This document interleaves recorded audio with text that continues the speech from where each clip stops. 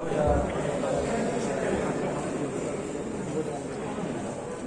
pertama karena Undang-Undang 18 dan 17 memberikan mandat ya kepada pemerintah provinsi, kabupaten, kota, bahkan hingga tingkat desa.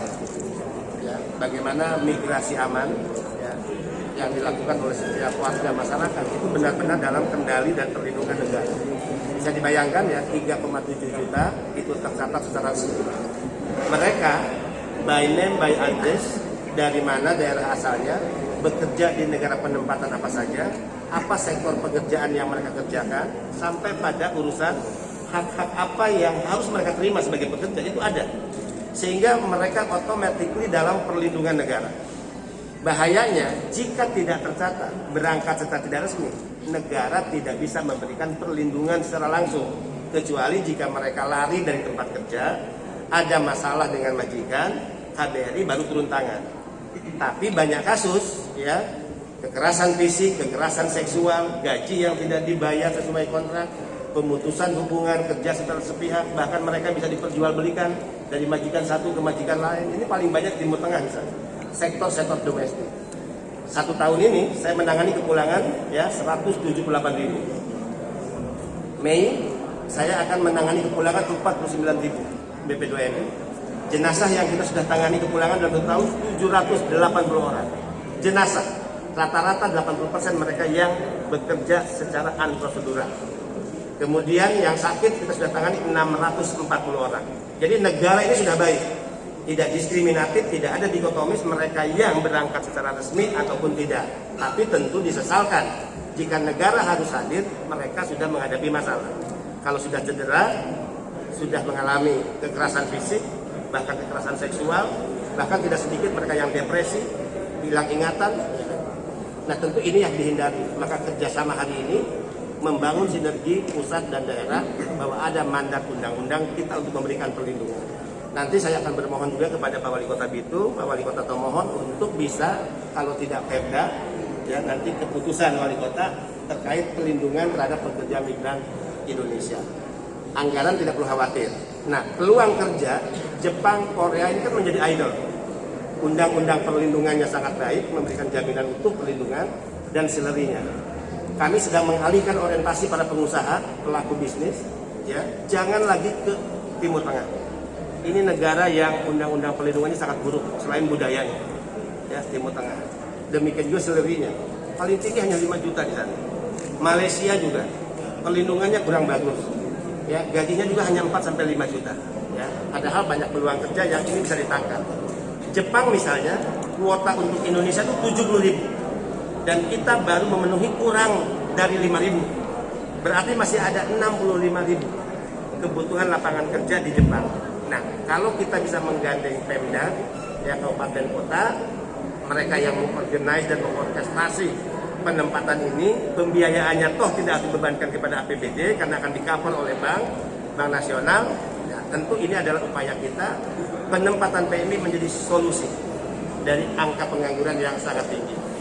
Mereka akan menjadi bagian yang ikut merecovery ekonomi Indonesia dalam kondisi pandemi. Ya. Jadi banyak hal betul. Bang, minta izin tanya, seberapa penting Kota Bitung posisi terkait dengan persoalan buruh migran? Ya, pentingnya karena Sulawesi Utara dikenal masyarakatnya masyarakat pekerja, tangguh, ya, disiplin. Bitung karena tentu tidak hanya Bitung sebetulnya. Yang kami garap ini kan semua kabupaten kota. Tadi karena pandemi Covid, sekali lagi karena pandemi Covid, angka pengangguran ini kan naik, ya. Angkatan kerja juga masih sangat tinggi.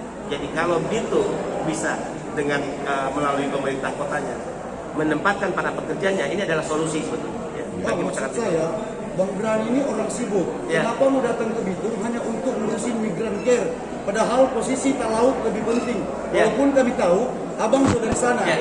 Nah, sepenting apa posisi Bitung? Talaut sudah MOU, Sangihe sudah MOU, sudah Minahasa Utara sudah MOU.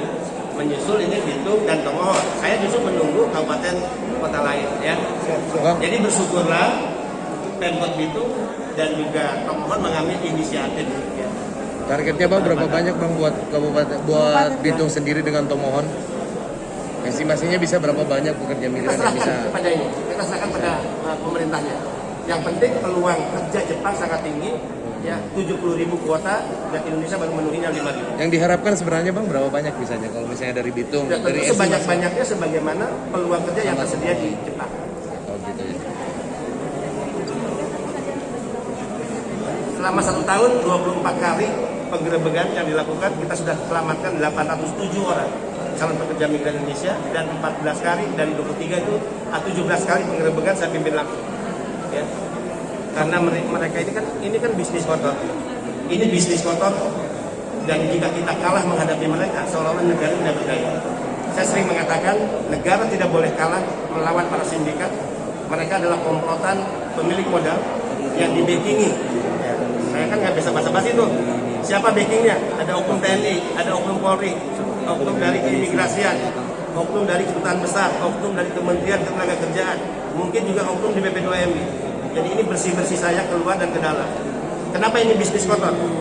Satu PMI yang mereka berangkatkan secara ilegal, mereka bisa mendapatkan 20 juta rupiah. Jadi 10 juta dinikmati oleh pemilik modal, 10 juta hengki-pengki pada aparatus negara. Dan Beni Ramdhani pernah ditawari 1 juta per PMI. Jadi kalau 1 tahun bisa memberangkatkan 100.000 orang, 1 juta untuk kepala badan, berapa tuh? 100 miliar. Besar, bisa jadi orang kaya baru.